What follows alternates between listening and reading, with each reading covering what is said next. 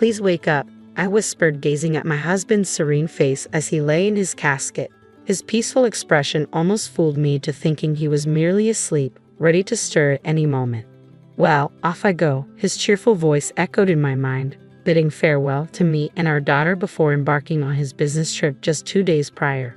Little did I know it would be the last time I hear his voice. His sudden departure from this world by his own hand left me in disbelief.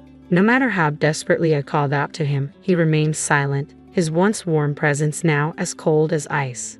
As I struggled to come to terms with the grim reality, something caught my eye. A solitary photograph resting on his chest. It was a family picture, but one I didn't recall placing there.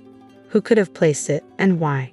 Intrigued and unnerved, I picked up the photo, turning it over to find a chilling message scrawled on the back. "Run away now." A shiver ran down my spine as I turned to find my mother-in-law's cold gaze fixed upon me. In that moment, I realized I had unwittingly stumbled into a nightmare from which there was no easy escape. I'm Bella, 32 years old, and my journey through life has been marked by both tragedy and love. Losing both my parents in a car accident while I was still in college left me feeling utterly alone in the world. The weight of grief seemed insurmountable. Fortunately, John, my boyfriend at the time, became my pillar of support. After graduating, we tied the knot, finding solace and happiness in each other's company. Our little family expanded with the arrival of our daughter, Hannah, who brought immeasurable joy into our lives. Our family circle extended to include my mother-in-law and brother-in-law, forming a tight-knit support system. Sadly, the passing of my father-in-law a year ago left a void in our hearts. His sudden demise, attributed to what was initially termed an illness but revealed to be a fatal heart attack, shook us all profoundly. Despite the loss, financial worries never haunted us, thanks to the prosperous business my in-laws managed. Originally, my father-in-law had envisioned his capable and compassionate younger brother taking the reins as CEO. However, fate intervened, claiming him before his plans could materialize. Consequently, the responsibility fell upon my brother-in-law, the eldest son, to lead the family's business legacy forward. Dad wanted me to take over, but I couldn't possibly do that over my older brother. I'll support him. My husband's reverence for his brother ran deep, leading him to gracefully step aside from the CEO position. His respect for family hierarchy was unwavering. My brother-in-law, in turn, displayed a genuine kindness towards me, often engaging in friendly conversations. While our bond blossomed, my interactions with my mother-in-law were marked by a noticeable strain. Initially, my mother-in-law extended warmth towards me, even bonding over cooking sessions, expressing how much she cherished our time together. Her affectionate gestures painted a picture of familial harmony. However, with my father-in-law's passing, a frosty silence enveloped her demeanor. Both my husband and I felt the chill of her withdrawal, her once warm gaze now evading ours. Even our daughter, Hannah, accustomed to adoration as the first grandchild, faced her grandmother's icy reception, met with disapproving glances and curt responses. "She used to be such a sweet person before," my husband lamented, his disappointment palpable. Witnessing his distress, my heart ached with sympathy. "Something seems off about Mom," my husband voiced his concerns, furrowing his brows in deep contemplation. "She's glaring at me as if I'm her enemy. Could she think we're after her assets? Or maybe she's unwell?" Despite his introspection, he couldn't pinpoint a plausible explanation for her sudden change in demeanor. The shift first became apparent during my father-in-law's one-week memorial service. Exhausted from the solemn proceedings, we sought respite at her home. However, our tranquility was shattered when we awoke to find our bag of clothes missing from the room. Could it be a burglary? I pondered aloud, but the selective disappearance of our belongings cast doubt on that theory. As we scoured the house, a plume of smoke billowed from the backyard, drawing our attention. To our disbelief, we discovered our possessions ablaze, and there stood my mother-in-law. "Mom, did you do this?" we implored, seeking an explanation for her inexplicable actions. But she remained silent, her wide-eyed gaze and trembling hands betraying her fear. "Why, Mom? What have we done to deserve this hostility?" We pleaded for answers, but her lips remained sealed, leaving us grappling with uncertainty and confusion. Despite her stoic silence, John extended a hand of understanding to his mother, his voice laced with gentle reassurance. "You're not worried about us going after your assets, are you? I'm not interested in your possessions. Please believe me, "Mother-in-law, we only want what's best for you." However, our pleas fell on deaf ears as mother-in-law icily commanded, "Leave, both of you, and don't return." With heavy hearts, we departed, our once close bond with her fractured, reduced to mere remnants of what it once was. For the past year, we maintained a distant relationship. Our attempts at reconciliation met with resistance from mother-in-law's unwavering animosity. Then, out of the blue, a message from my brother-in-law beckoned us to the first anniversary memorial service for my father-in-law. Despite mother-in-law's continued coldness, we decided to attend, hoping for a glimpse of reconciliation. Yet her aloofness persisted, serving as a painful reminder of the chasm that now separated us. Witnessing John's contemplative expression amid the familial discord, I couldn't help but wonder about the thoughts brewing in his mind. "What's on your mind, John? Are you concerned about your mother?" I inquired softly, sensing the weight of his thoughts. With a gentle touch, John reassured me, "Don't worry, Bella. If there's anything troubling you, just let me know." His tender gesture, brushing away my worries, brought a sense of calm to my troubled heart. His comforting presence was a balm to my anxieties. A month passed, filled with the familiar routines of family life. As John prepared for another business trip, his cheerful demeanor lifted our spirits. However, his sudden return caught me off guard. With a small charm in hand, he bestowed upon me a gesture of protection. His smile, warm and reassuring, filled me with gratitude for the love we shared. Yet the tranquility was shattered by a harrowing turn of events. The next day brought the shocking news of John's untimely death. His lifeless body was discovered in his car on a remote mountain road near my parents' home in Colorado. The circumstances surrounding his demise puzzled and devastated me. Contrary to his claims of a business trip, there were no scheduled engagements. Instead, his final moments were marked by a heart-wrenching call to my brother-in-law, confessing unbearable pain and a desire to end his suffering. The revelation left me reeling with guilt and confusion. I blamed myself for failing to recognize his anguish, grappling with unanswered questions and an overwhelming sense of loss.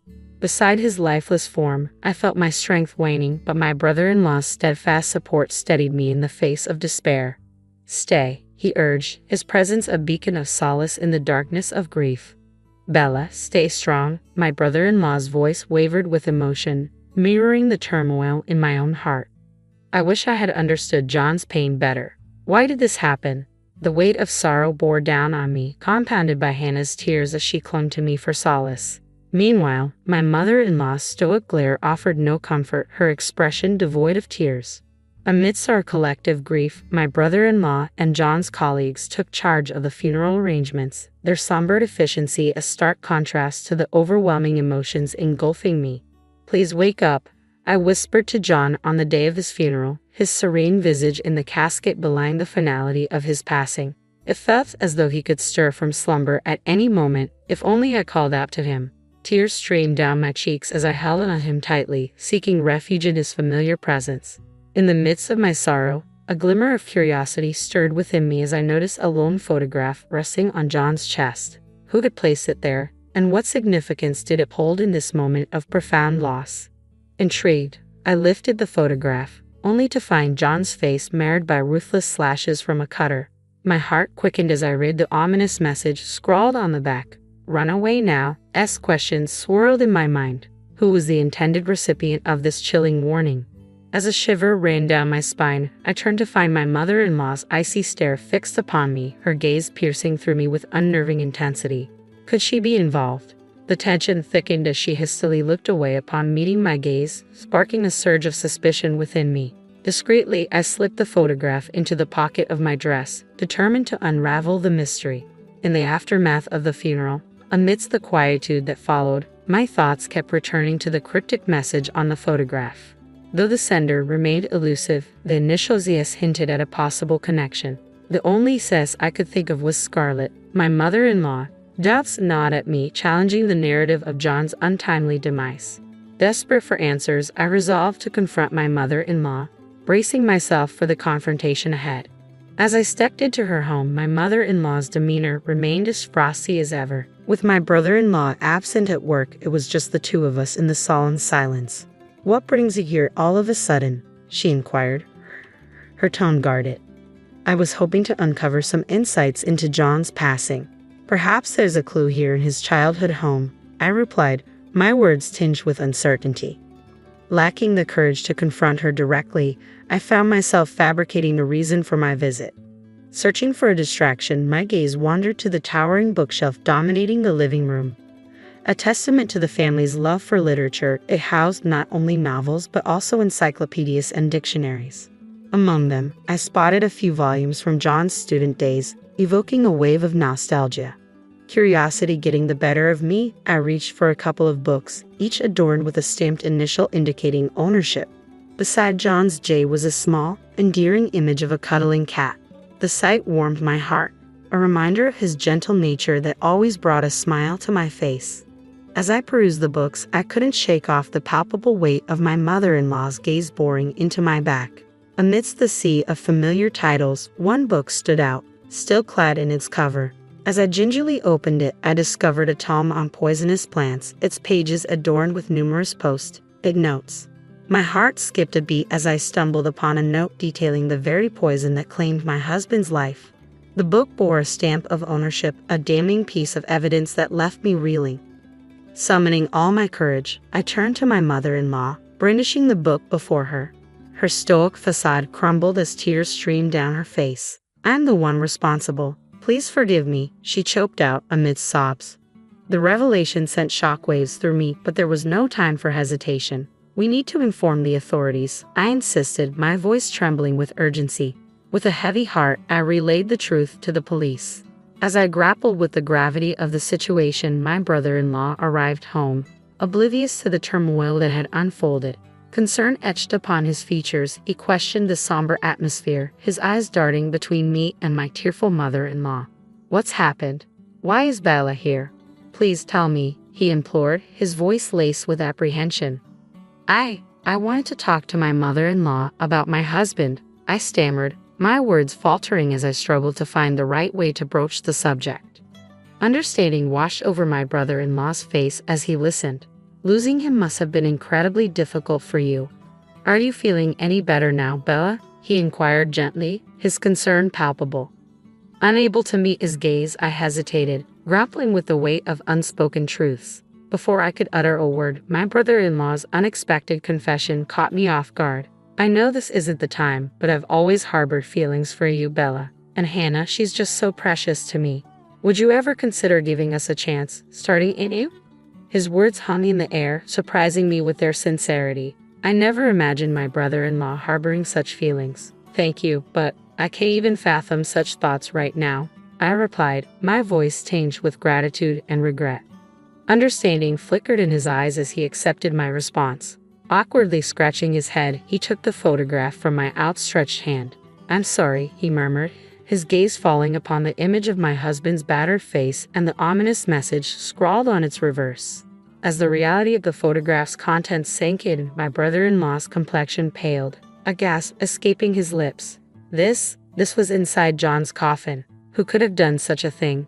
His shock mirrored my own as we grappled with the sinister implications of the discovery. It's possible that someone at the funeral knows what happened to John, I mused aloud, the pieces of the puzzle slowly coming together in my mind. Wait a moment. John took his own life, so there's no perpetrator to speak of, I reasoned, trying to quell the rising unease. However, my brother-in-law appeared perplexed, his agitation palpable as he shifted uneasily. But in my dreams, John's voice echoes, accusing someone of betrayal and expressing hatred. I divulged, watching as his eyes widened in shock, his features contorting with alarm as if confronted with a horrifying revelation. And I found this, I continued, retrieving the damning evidence from the living room bookshelf. As I handed him the book on poisonous plants with incriminating notes, his expression morphed into one of profound concern, realizing the gravity of the situation. I presented the book on poisonous plants that I had discovered earlier, pointing out the bookplate bearing my brother-in-law's name, indicated by the stamped letter K. What are you insinuating? Are you suggesting that I murdered my own brother? My brother-in-law demanded, his voice tinged with disbelief. Instead of answering, I pressed on with my revelation. Beside me, my mother-in-law remained silent, her gaze fixed on the unfolding drama. And there's more, I declared, retrieving the charm my husband had given me. Carefully, I extracted a letter concealed within. Its contents sent shockwaves through the room. My brother killed our father with a poisonous plant. Amidst the somber atmosphere of my husband's funeral, I clung to the charm he had gifted me, finding solace in its tangible reminder of his love. Yes, I held it. A faint suspicion nudged at my consciousness. Could there be something hidden within? From the outer covering. That's hardly substantial evidence, my brother-in-law scoffed dismissively as I retrieved a small object concealed within the charm. Undeterred, I produced my phone and played a video that revealed a damning conversation between my husband and my brother-in-law. In the footage, my brother-in-law confessed to intentionally ending his father's life. He assured my husband that he harbored no ill intent toward our family and vowed to turn himself in to the authorities. It was a shocking revelation that left me reeling with a mixture of regret and fury. My husband, in an act of foresight, had clandestinely recorded the conversation by setting up a camera in their parents' house, a fact detailed in the accompanying letter. As I absorbed the gravity of the situation, my heart burned with a potent blend of emotions.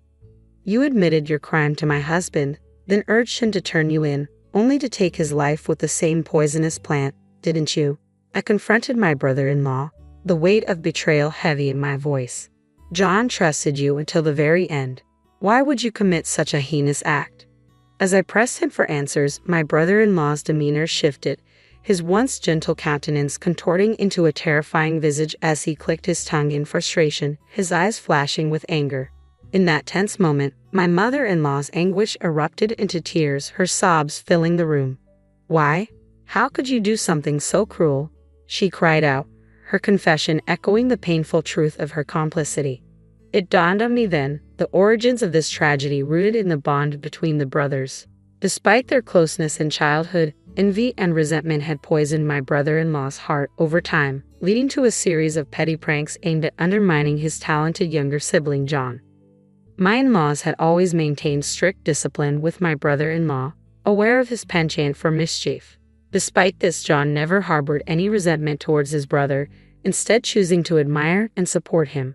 This unwavering loyalty only deepened my mother-in-law's sense of dismay. Following my father-in-law's sudden demise while tidying the bookshelf, my mother-in-law stumbled upon a book detailing poisonous plants.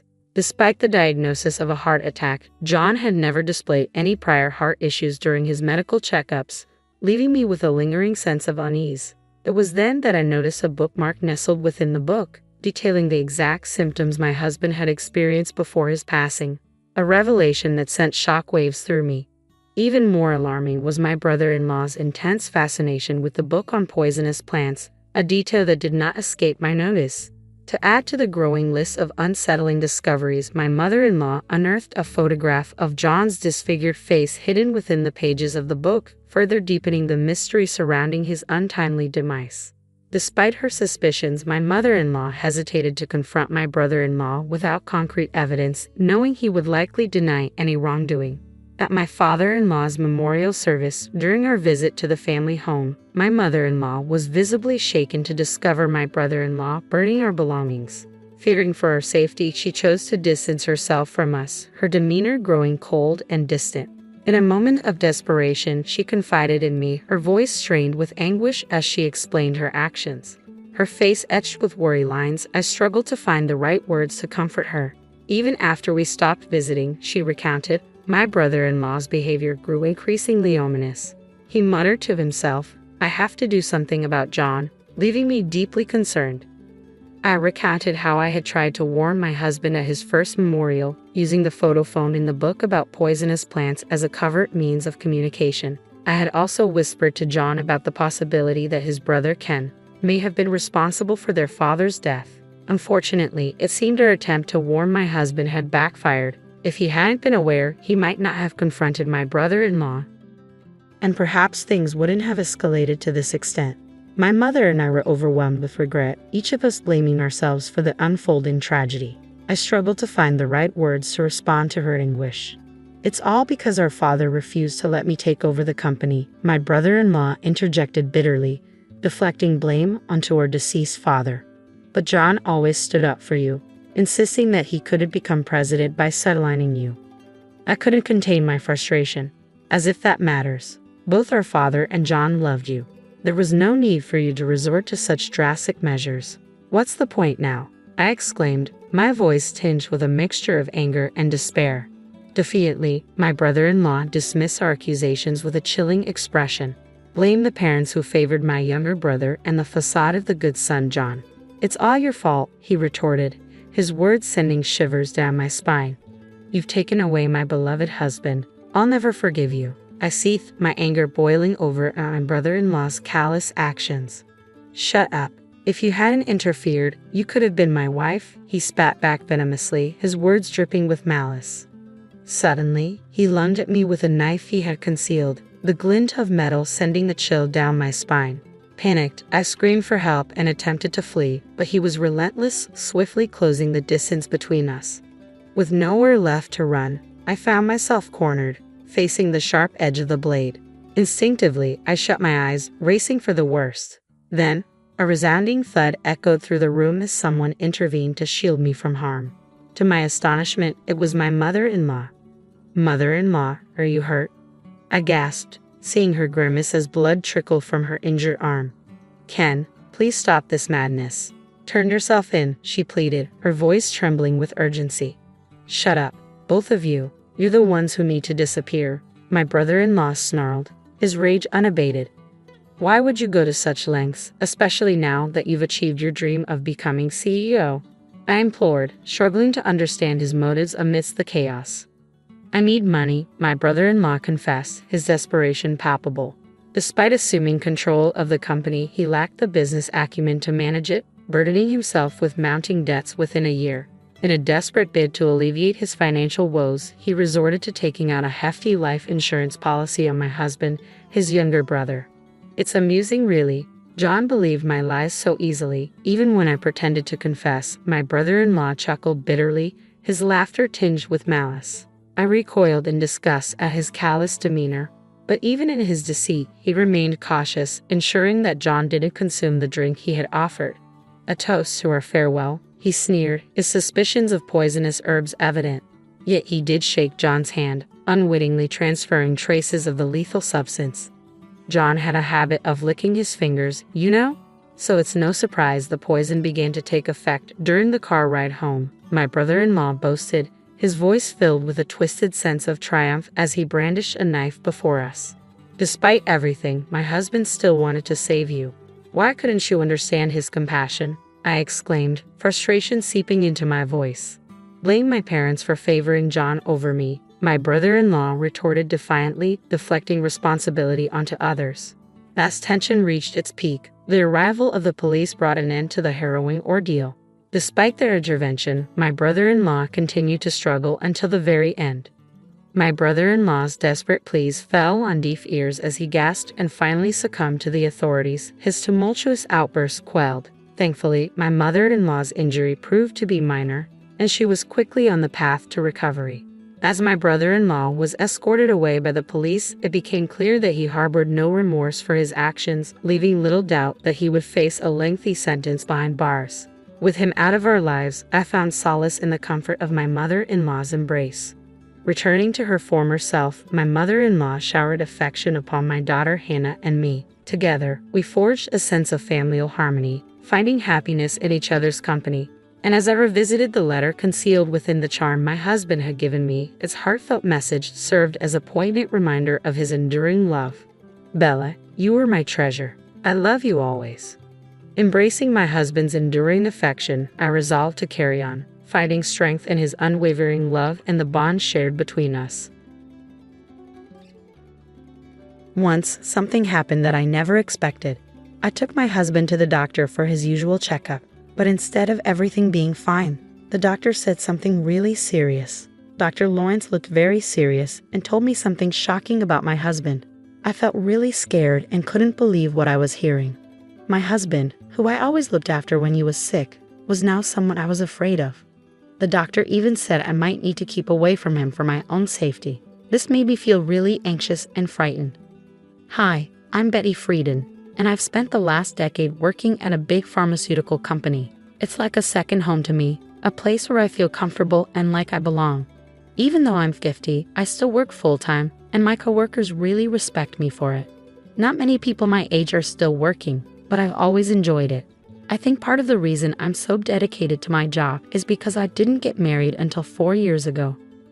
My boss, Gerald, and I are close, maybe because we're both single.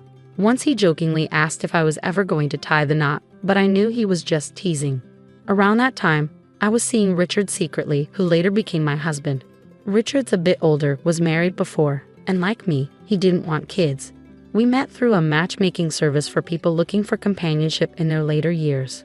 We decided to keep our relationship a secret, not telling anyone about our plans, even though our boss joked about marriage. Eventually, Richard and I quietly got married without any big ceremony, just signing papers at City Hall. I was surprised by how simple it all was, but I was really looking forward to our life together. But then, with Dr. Lawrence's worrying advice, I had to rethink everything. My caring feelings for my sick husband were now mixed up with fear and doubt.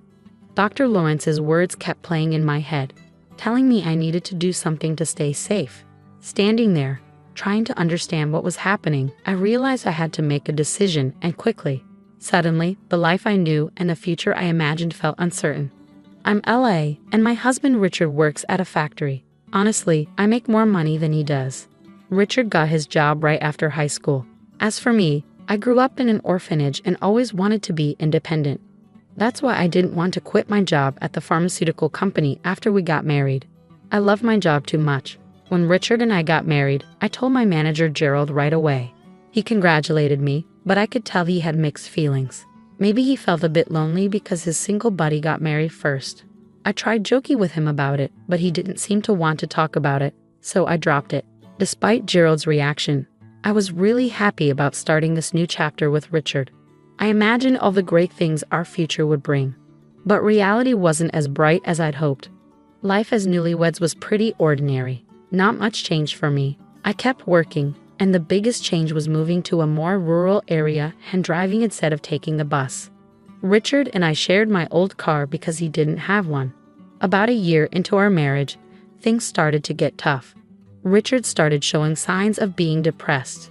He seemed different, barely eating breakfast, lost in thought, and even mixing up simple things like condiments. His clothes didn't match, and he became quieter both at work and at home. While I always admired Richard's quiet strength, his silence became too much, making it feel like I was living alone. This loneliness crept up on me as I noticed these small but important changes in him. I realized that Richard might be struggling with a mental health issue.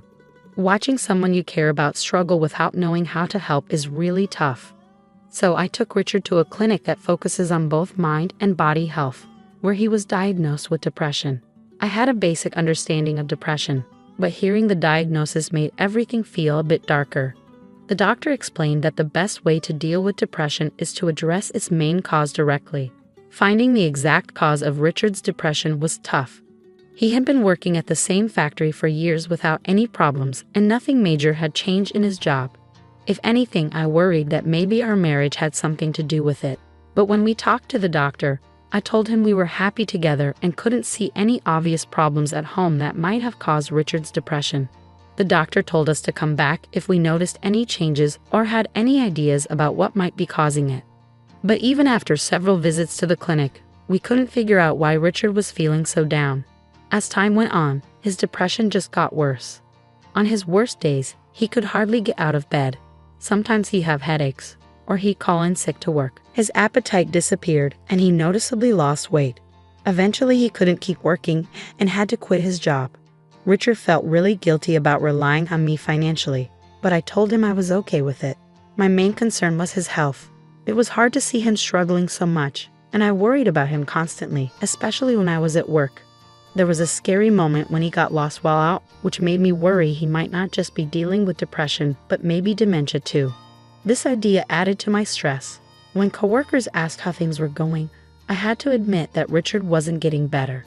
Watching someone you love suffer so much without knowing how to help is really tough. One day, Gerald noticed I looked exhausted and gave me an energy drink. Drinking it made me feel a bit better, and I was touched by his support. He reminded me that we're all in this together, and his words nearly made me cry. With everything going on with Richard, I hadn't realized how much stress I'd been carrying. I realized I had to hold myself together, or I might fall apart too. So I focused on my work, trying to keep some normalcy in our lives. A year passed and things with Richard didn't get better. They actually got worse. As our third wedding anniversary neared, I couldn't see any hope for his condition. Then one morning, I noticed our car was missing. I checked again, but it was definitely gone. Since Richard's diagnosis, I was the only one who drove it, and I hadn't used it since the day before, so it should have been at home. Worried, I asked Richard if he knew anything about where the car might be. He casually mentioned he thought it was there when he got home yesterday. I remembered he had gone out for a bit while I was at work. The doctor had suggested he try walking or jogging to help him cope. If the car was there when he came back, it must have disappeared sometime during the night. With the car gone, I had no choice but to use public transport, which made me about 10 minutes late for work. I told Gerald about the missing car, and although he understood it, he was puzzled too. He wondered if Richard might have taken it, but I didn't think so, considering Richard's condition and how he avoided driving since he got sick. It just didn't add up. Despite Richard's memory lapses and mood swings, I couldn't imagine him being behind the missing car. The car mystery added another layer of complexity to our already difficult situation. As soon as I realized the car was gone, I reported it to the police, hoping it would be found soon. But deep down, I worried it might be gone for good. And if that wasn't enough, something else strange happened on the day I was supposed to get my paycheck. I went to the bank and found my personal account was empty. I was shocked. We did have a shared account, which I checked next, only to find it was empty too. I was completely puzzled. Richard and I shared a joint account, but he didn't have access to my personal account and he didn't know its PIN. Yet, somehow, all our savings were gone. I felt a cold shock wash over me, and when I got home, I confronted Richard. I asked him if he knew anything about the missing money from our joint account. He seemed genuinely confused and denied knowing anything about it. Because of his depression, I hesitated to push him further, worried it might make things worse for him. Richard looked distant, lost in one of his frequent dazes caused by his condition. I couldn't help but wonder if he could have taken the money without realizing it. Planning to discuss this with the police, I felt overwhelmed by the double blow of losing both our car and our savings. The financial strain was tough, especially since I didn't have family to fall back on. With the small community clinic unable to provide enough help for Richard, we decided to switch him to a larger hospital with more resources. They gave us a referral letter, so we took a taxi to our first appointment at the general hospital. The whole experience was new and a bit scary for me, and I felt uneasy throughout the journey. Richard stayed quiet, lost in his thoughts as we arrived at the hospital. Taking a deep breath, I walked in and handed over the referral letter at the reception, expecting a wait. The general hospital was bustling with patients, each waiting for their turn. After about an hour, Richard was called in for his consultation. While he went inside, I took out a book to pass the time. But hardly had Richard entered the doctor's office when a nurse approached me. "Excuse me, are you Mrs. Simmons?" she asked. I confirmed, and she said the doctor wanted to see me. Familiar with discussing Richard's condition, I assumed it was a routine matter and followed her, though with some anxiety. The nurse led me to a different room, where a doctor, about 10 years older than me with graying hair and a gentle manner, greeted me. Before I could even sit down, I asked if this was about Richard's condition. He nodded seriously, and I braced myself for potential bad news. The doctor's next words caught me completely off guard. He advised me to keep my distance from my husband, revealing that Richard had been arrested for fraud a decade ago. My mind was racing with confusion. Why was this coming up now, during a routine medical visit? The doctor explained his suspicions about Richard's depression, suggesting that he might be faking it. He recalled recognizing Richard from a surgery 10 years back, where he had treated a deep cut on Richard's leg. It was a shock. I had thought we were addressing Richard's mental health, only to uncover his hidden past and a potential deception about his current condition. This unexpected revelation left me stunned, trying to reconcile the caring husband I knew with the person the doctor described. When the doctor mentioned recognizing a large scar on Richard's right leg, everything clicked into place. I knew about the scar but never knew how he got it, as Richard had never mentioned it. Finding out that the doctor before me was the one who had treated Richard's injury years ago felt like an unbelievable twist of fate. The doctor's revelation continued, unveiling that Richard had injured himself during a confrontation with his former wife, stemming from his fraudulent actions against her. He had stolen her luxury possessions and money. Shockingly, he had even pretended to have dementia during that period, tricking his wife into lowering her guard before committing the fraud. This repeated behavior of feigning illness to aid his deception was horrifying. Learning about Richard's criminal history and his arrest was overwhelming. I hadn't investigated Richard's past before marrying him. Having been alone for most of my life, I was just grateful to find someone willing to be my partner. The doctor's grave warning that Richard could pose a threat to me sent shivers down my spine. There was a gravity in his tone that made it clear this was a serious issue. The realization hit me like a ton of bricks. I had been deceived. In the days that followed, I struggled to maintain a facade of normalcy around Richard while secretly plotting my next moves. I made the decision to install surveillance cameras throughout our home to monitor Richard's actions when I wasn't present. About a week later, I noticed that a watch and bag were missing. Upon reviewing the footage from the cameras, I saw Richard leaving the house with them and returning later with a stack of cash, looking oddly pleased with himself. His behavior didn't match that of someone suffering from depression. This footage confirmed my worst suspicions. Richard was responsible for stealing my belongings, the car, and our savings. Confronted with undeniable evidence of his deceit, I felt crushed. Richard had lied to me and manipulated me, betraying the trust I had placed in him. It became clear that I needed to take significant action against someone who had pretended to be vulnerable and in need of care, only to exploit my compassion and generosity. The realization that Richard had betrayed my trust was agonizing. I had devoted myself to working and caring for what I believed was an ailing partner. Divorce seemed like too feeble a response to the profound deceit I had endured. It was evident that we needed to go our separate ways. But I desired more than just a mere separation. I wanted Richard to fully grasp the seriousness of his actions and to rectify the harm he had caused. With a heavy heart and tears threatening to spill, I gathered the divorce papers and meticulously completed them with all the necessary details.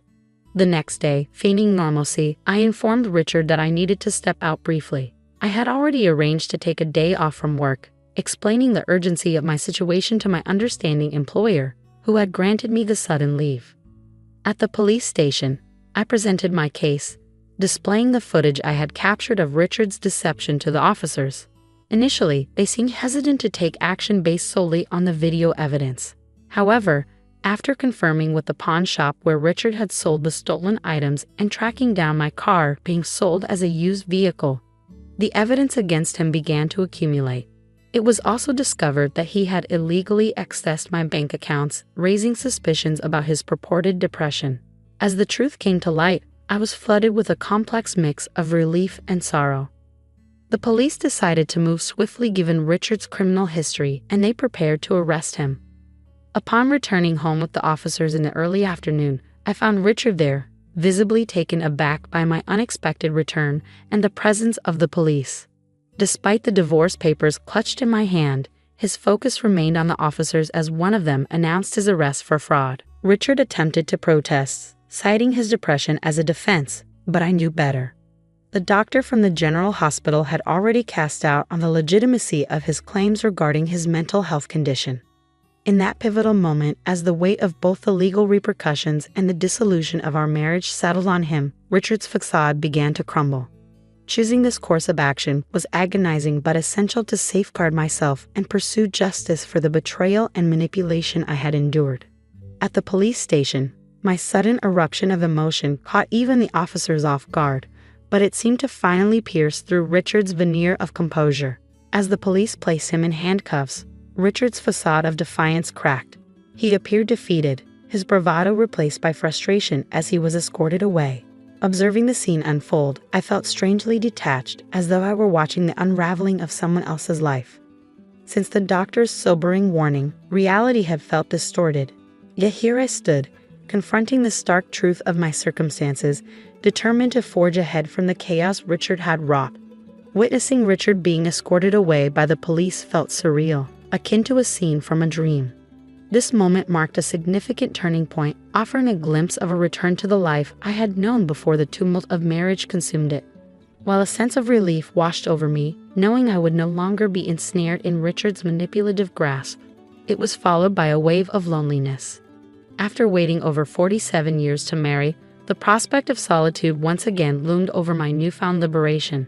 2 months later, our divorce was officially finalized. The process had been slightly delayed due to Richard's arrest, but as everything became official, my emotions had settled, allowing me to reflect on our shared history with clarity. Richard's future was uncertain, facing imprisonment for his second offense. I could only hope that this experience would prompt him to genuinely reconsider his choices. In the aftermath of our marriage, which had disintegrated into nothing more than a disillusioning memory, I found myself contemplating my next steps during a simple lunch at work. It was then that my boss, Gerald, approached, casually making a remark as he joined me with his store-bought hot dog lunch. "I think you'd be just fine if you were with me," he said, almost casually. His words caught me off guard, and it took a moment for their full weight to sink in, leaving me momentarily flustered. "Yes, I'm serious," he added, noticing my hesitation, his tone smooth yet sincere. I was left speechless, my lunch momentarily forgotten, as I processed his proposition. Gerald then returned to work, leaving me to mull over his unexpected offer. In the days that followed, the thought of a romantic relationship with Gerald hadn't crossed my mind, yet I couldn't ignore the care and stability he had consistently shown me. His dependable presence and responsible demeanor suddenly seemed to shine in a new light. Despite my initial surprise as I continued eating, the possibilities Gerald had introduced began to take root, hinting at a future I hadn't dared to consider until now. The idea of inviting Gerald out for a meal after work ignited a warmth within me, sparking a glimmer of hope for what lay ahead. Perhaps this was the perfect moment to embark on a fresh journey, exploring the potential for happiness and companionship once again. Stepping out of my comfort zone and into a new beginning with someone who had always been kind and supportive felt both exhilarating and reassuring. Tonight, I resolved, could mark the beginning of something wonderful and new.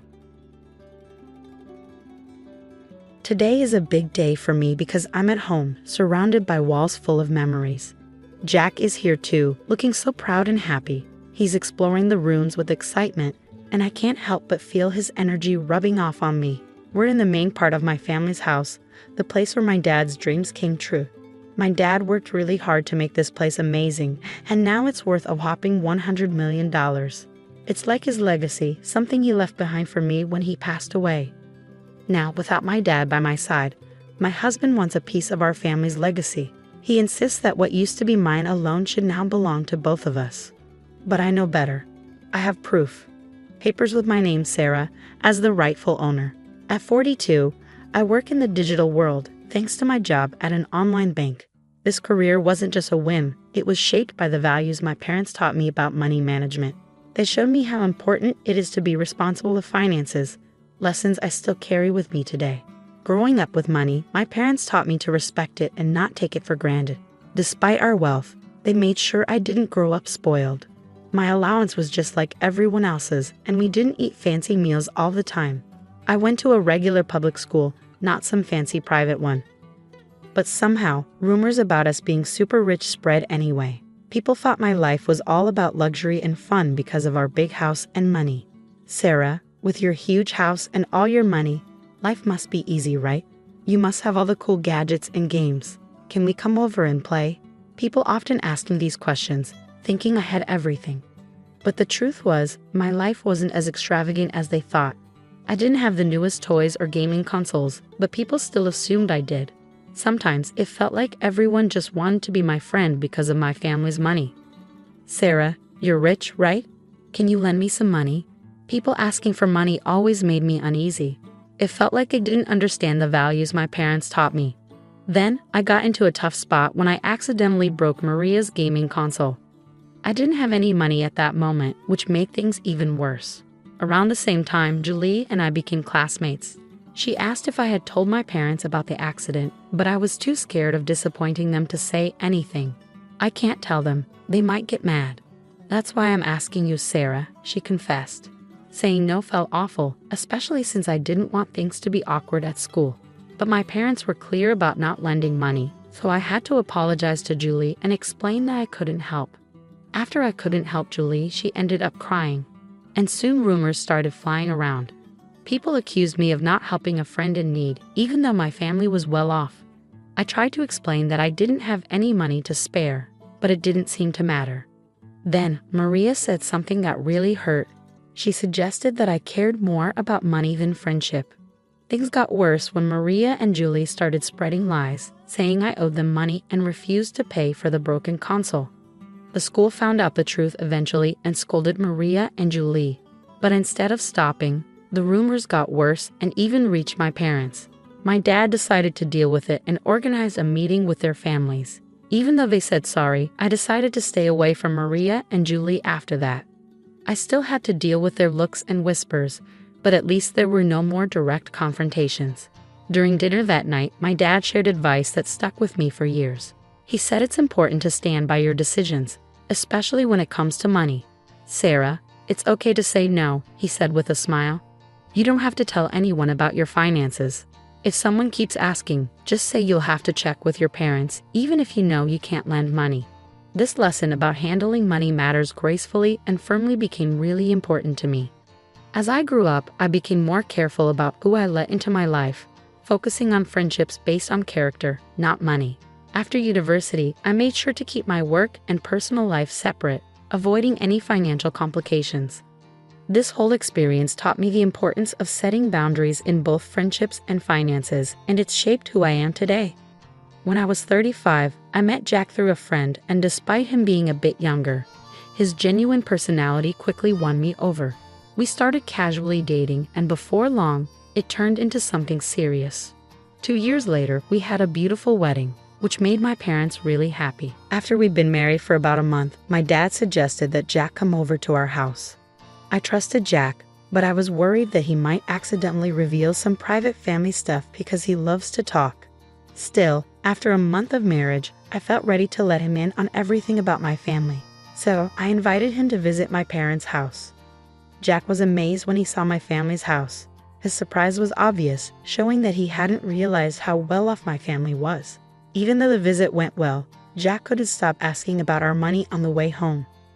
I didn't know much about our finances myself, so his questions made me feel uneasy. A few months after we got married, my mom called to tell me that my dad was in the hospital. It was a shock, especially since I didn't know he was having health problems. Thinking back to our last visit, I remembered how he didn't seem well, and now I felt really worried and guilty. When I went to the hospital with my mom that Saturday, my dad tried to stay cheerful, but we could tell he was feeling down.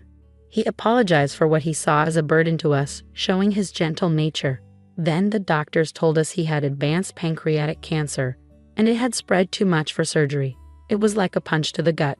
We couldn't believe someone as health-conscious as my dad could get so sick. After the diagnosis, my dad stayed strong. He just wanted us to be happy, which made us all tear up. I wanted to spend every moment with him, but hospital rules meant only close family could visit. He wished for our friends to be around to make happy memories at home, which reminded us of the life he wanted for us. So I promised to keep our home full of joy, even after he was gone. Keeping that promise became really important to me. I decided to renovate our family home, something to focus on during such a tough time. Jack, always caring, worried about how much I was doing for my dad, not realizing the other stuff I was dealing with, like our family's estate issues that I hadn't told him about. When Jack asked about my dad's health, I finally opened up to him about everything we were going through. It was a relief to have the support while juggling work, hospital visits, and all the emotions. However, things got tense when Jack started asking about my dad's money and the family estate. He even suggested getting legal advice, just in case something happened to my mom too. It brought up painful memories for me. My dad had a lawyer he trusted, but Jack's insistence on being cautious with money started causing problems between us. A few months later, my dad passed away after bravely battling his illness. Then, the discussions about inheritance started within the family. I ended up getting a big house worth $5.5 million. But Jack's growing interest in the inheritance, despite me trying to keep him out of it, made things even harder. He was excited about moving into the mansion and kept asking about financial stuff, which caught me off guard. I later found out he'd been talking to my cousin at the funeral, who mentioned how the house would be a waste if it stayed empty. That just made things more complicated. Despite my attempts to explain to Jack that the inheritance wasn't something we shared, he didn't seem to listen. Our relationship started getting more hostile because of it. Even though he was there at my dad's funeral, Jack didn't help out with the memorial services or the legal stuff that followed. As things started to settle down and life went on, Jack dropped a bombshell. He said he changed the ownership of my family home to his name, and he had legal papers to prove it. I was shocked and hurt. Not only did he break my trust, but it also showed a huge lack of respect for our relationship and the boundaries we had. Dealing with inheritance issues brought up bigger problems in our marriage. We had to rethink what we valued, how much we trusted each other, and where our relationship was headed. When Jack told me he changed the ownership of our family home without telling me, I was shocked and hurt. He said he was tired of our marriage and suggested we live together as roommates in the house, with him not giving me much financial support. He even threatened divorce if I didn't agree, which was a lot to take in on top of everything else. I begged him to think about what he was doing and why he made such a big decision without talking to me. He said he'd talked to a lawyer about changing the ownership without my permission. Things got so bad that divorce seemed like the only way out. I was heartbroken and lost, feeling like I had to distance myself from the home and life I'd shared with Jack. I couldn't understand why he'd do something like this, and it felt like money had changed and for the worse. The next day, Jack demanded the house keys, saying the house was his now. This just made things worse. He tried to get into the house, but security stopped him. I showed them the real ownership papers, proving the house was mine because of my dad. Seeing the proof, Jack was shocked. He trusted a guy named Jerry to help him with legal stuff, and Jerry had lied to him. Jack had even given Jerry $360,000 to change the ownership, but it turned out to be a scam. Jack was really upset. He kept trying to call Jerry, but Jerry wouldn't answer. Jack was mad at him for tricking him and taking his money. Then he turned his anger on me, saying I spent too much money on things he thought were unnecessary. He even questioned if I understood how inheritance stuff worked. Even though Jack tried to fix things and suggested we give our marriage another chance, the trust between us was too broken. I asked the security guard to help him leave, closing a painful chapter of my life. In the months that followed, I had time to think about everything that happened. It made me realize how important trust and honesty are in a relationship. What happened with Jack, all the lies and betrayal, taught me to be careful not to let money cloud my judgment. During my dad's first memorial service at our family temple, Jack showed up unexpectedly. Since our divorce, things hadn't been going well for him. He didn't have a job, he had money problems, and it seemed like the people he trusted had let him down. He looked really sad and lost, standing there in contrast to the solemn occasion. As he tearfully tried to apologize, his actions unintentionally disrupted the memorial, causing a commotion among my relatives. Despite his emotional distress, I had to ask him to leave, and security had to step in to make sure it happened. It was a difficult moment, especially during such a solemn occasion, leaving me with mixed emotions, but also a strong desire to move forward and leave our past behind. I decided it was time to leave my parents' home, something I'd been planning for a while. I found a new place to live, cutting ties with Jack for good. Meanwhile, Jack kept coming to the family property, which we had turned into a rental villa. My mom and I ran the villa together, turning it into a happy place for many people to visit and enjoy. On his side, Jack seemed to be trying to make positive changes. He got a new job and was really focused on starting over. Turning our family home into a rental villa not only honored my dad's vision, but also created a welcoming place for guests from all walks of life. The villa, known for its stunning views and beautiful garden, became really popular. We hosted all sorts of events there, from small weddings to big family parties. Working on it with my mom brought us even closer and made us really happy. As the villa became more successful, we decided to add more stuff to make it even better. We put in a swimming pool, a cozy outdoor lounge, and a fun area for kids to play.